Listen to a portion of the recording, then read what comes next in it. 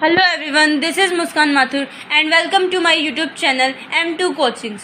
सो guys देखिए, मैंने आपको पिछली वीडियो में क्लास 8 के चैप्टर 1 के कीवर्ड्स बताए थे। तो आज मैं आपको कुछ डिफरेंसेस बताऊंगी जो बहुत ही स्कोरिंग होते हैं और इनसे आपके एटलीस्ट 3 मार्क्स तो एग्ज़ाम में पक्के हैं। ठीक है, तो चलिए फर्स्ट पे चलते हैं, difference between rabi and kharif crops. देखिए, हमारे पास 2 टाइप की क्रॉप्स होती है, फर्स्ट होती है रबी एंड सेकेंड होती है खरीफ। ठीक है, ये दोनों क्रॉप्स, इनमें डिफरेंसेस भी बहुत होते हैं। ठीक है, इनमें से कुछ डिफरेंसेस मैंने यहाँ लिखे हुए हैं, तो आप ये देखिए। फर्स्ट है rabi crops. Rabi crops are sown at the end of the monsoon और the beginning of the winter. देखिए, जो रबी क्रॉप्स होते हैं ना, वो मॉनसून के एंड में देखने को मिलते हैं, यानी कि मॉनसून होता है, बारिश का टाइम होता है ना, तो उसके एंड में देखने को मिलते हैं हमें, लास्ट में। और जब विंटर स्टार्ट हो जाती है ना, तब देखने को मिलते हैं, यानी इन टाइम हम रबी क्रॉप्स को देखते हैं। ठीक है, अब है खरीफ क्रॉप्स।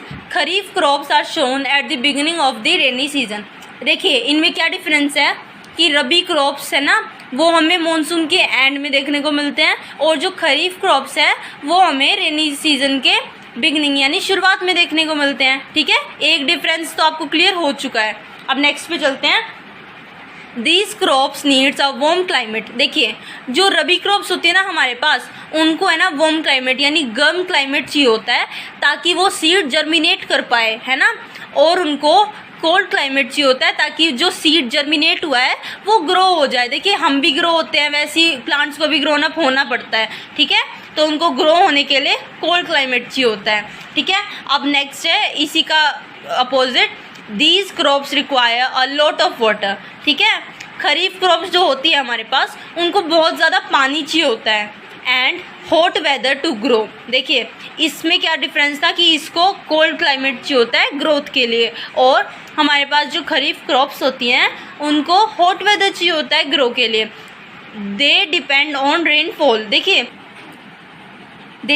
ये है ना, रेनफॉल के ऊपर डिपेंड होता है कि कितनी बरसात होगी, तो उसके ऊपर डिपेंड होगा। ठीक है, इसका भी डिफरेंस आपको समझ आ गया होगा।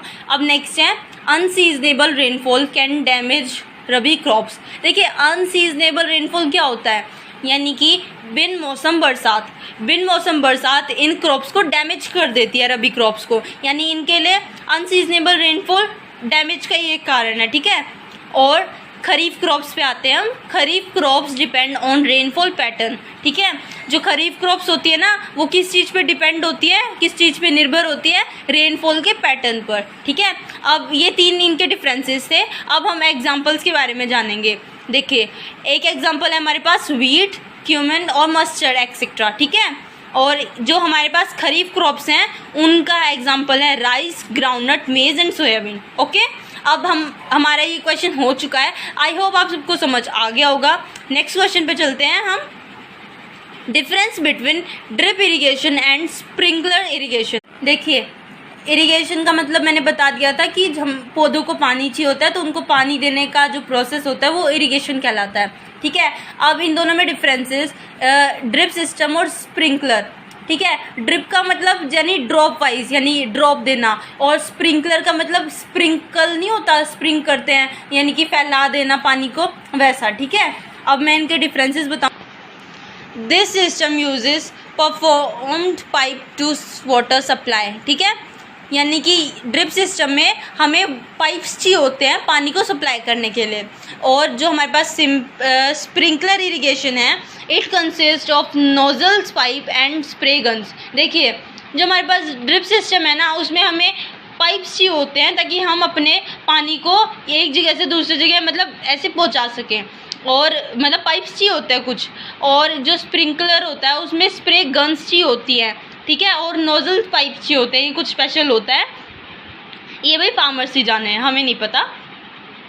और नेक्स्ट है हमारे पास, it delivers water drop by drop. देखिए, ड्रिप सिस्टम से ही पता चल रहा है कि ड्रॉप बाय ड्रॉप क्रॉप्स को पानी देना। Okay, directly to the soil to the desired place. ठीक है, पानी वाले स्थान से सीधा क्रॉप्स पे पानी देना, यानी सॉइल पे पानी देना, ड्रिप इरिगेशन कहलाता है। ठीक है। और the spray guns in circles and wet a large circular areas. Wet का मतलब गीला करना होता है, यानी ये स्प्रे गन्स पानी स्प्रे करते हैं इन सर्कल्स, ओके, यानी एक सर्कुलर एरिया में। अब नेक्स्ट है only the root area of plant is wetted. देखिए जो ड्रिप सिस्टम होता है ना उसमें सिर्फ रूट एरिया गीला होता है, ठीक है। और जो हमारे पास स्प्रिंकलर है it serves as a cooling system, यानी कि ये एक कूलिंग सिस्टम की तरह काम करता है। अब हमारे पास फोर्थ है loss of water is minimise. देखिए ये बहुत बड़ा डिफरेंस है कि ड्रिप सिस्टम और स्प्रिंकलर में, कि ड्रिप सिस्टम में लॉस ऑफ वाटर बहुत कम होता है, ठीक है। और जो हमारे पास स्प्रिंकलर इरिगेशन है उसमें वाटर लॉस बहुत ज़्यादा होता है। देखिए ड्रॉप बाय ड्रॉप देंगे तो वाटर लॉस कम होगा, और अगर हम एक साथ बहुत ज़्यादा पानी छिड़केंगे तो उससे पानी लॉस ज़्यादा होगा, ठीक है, पानी का लॉस ज़्यादा होगा। आगे हो गई समझ। फिफ्थ है it is a more effective and efficient system. देखिए ये बहुत ज़्यादा इफ़ेक्टिव है कि हम कम पानी से भी इसे कर सकते हैं, यानी कि हम कम पानी से भी अपनी क्रॉप उगा सकते हैं, और ये बहुत ही एफिशिएंट सिस्टम है, ठीक है।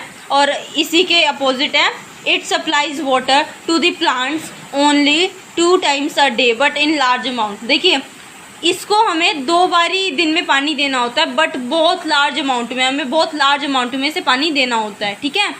अब है नेक्स्ट क्वेश्चन। आई होप आपको वो समझ आ चुका होगा, अगर नहीं आया तो आप मुझे बता सकते हैं, ओके। अब question number 3 difference between fertiliser and manure. देखिए चाहे मैंने आपको 2 डिफरेंसेस बताए थे, इनमें डिफरेंस आए या ना आए, पर ये क्वेश्चन मैं आपको आई एम डैम श्योर कि ये वाला क्वेश्चन आपके एग्जाम्स में आएगा ही आएगा, बल्कि हर बार आता है ये क्वेश्चन हर बार हर एग्ज़ाम में रिपीट होता है, ठीक है। तो इसको तो पक्का आप याद कर लीजिएगा, ये याद करके आप समझ लीजिए कि आपके 3 मार्क्स तो एग्ज़ाम में पक्के हैं, मतलब बिल्कुल अच्छे वाले पक्के हैं, ठीक है। देखिए फर्टिलाइज़र और मैन्योर, ये दोनों हम क्रॉप्स में डालते हैं किस चीज़ के लिए, न्यूट्रिशन, हमारी सॉइल को न्यूट्रिशन देने के लिए, ठीक है। हाँ तो अब इन दोनों में डिफरेंस आपसे पक्का पूछा जाएगा और आपको लर्न भी करना है, और ये बहुत इजी भी है। तो अब फर्स्ट पे चलते हैं। A fertiliser is an inorganic, ठीक है।